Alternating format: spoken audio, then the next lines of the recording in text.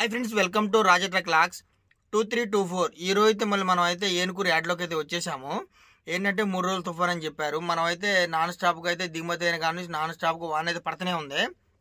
మనం అయితే డైరెక్ట్గా అయితే ఏనుకూరు వచ్చేసాము. ప్రస్తుతానికి ఇక్కడ ఏంటంటే కొన్ని బళ్ళు అయితే లోడ్ అవుతున్నాయి, కొన్ని బళ్ళు అయితే లోడ్ అవ్వట్లేదు. ఎందుకంటే వర్షకారణంగా కొంచెం లోడింగ్ డల్గా అయిపోయింది. అందువల్ల అయితే మనం అయితే సైడ్కి పెట్టుకొని ఉన్నాము. ప్రస్తుతానికి ఇక్కడ ఏంటంటే రైతులందరూ బాగా నష్టపోతున్నారు. ఎందుకంటే ఈ వర్షానికి చెలల్లో నీళ్ళు ఆగిపోయి అవి ఏమవుతాయి అంటే అవి చెట్లు మొత్తం పాడైపోతాయి. పత్తి, మిరప, మొక్కజొన్నలు, అనేక రకాలైన పత్తులు మొత్తం పాడైపోతాయి పంటలో. ఇంకోటి ఏంటంటే మనం ఈ తుఫాన్ అనేది అకాలంగా అయితే వచ్చింది.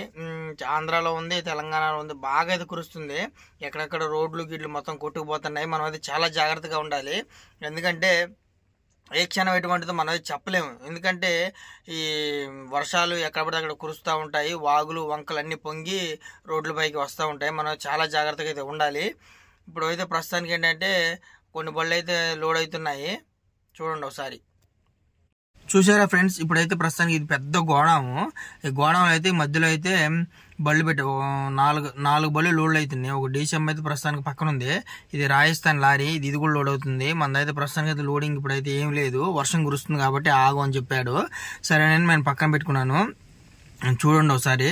అంటే ప్లస్ పాయింట్ ఏంటంటే ఇక్కడ వర్షానికి కూడా ఈ రేగుల షెడ్ ఉండడం వల్ల మనకైతే ప్లస్ పాయింట్గా ఉంది. అందువల్ల అయితే మనకైతే ఏ ఇబ్బంది లేదు. చూడండి ఒకసారి. వర్షం అయితే నాన్ స్టాప్ కొడుతూనే ఉంది.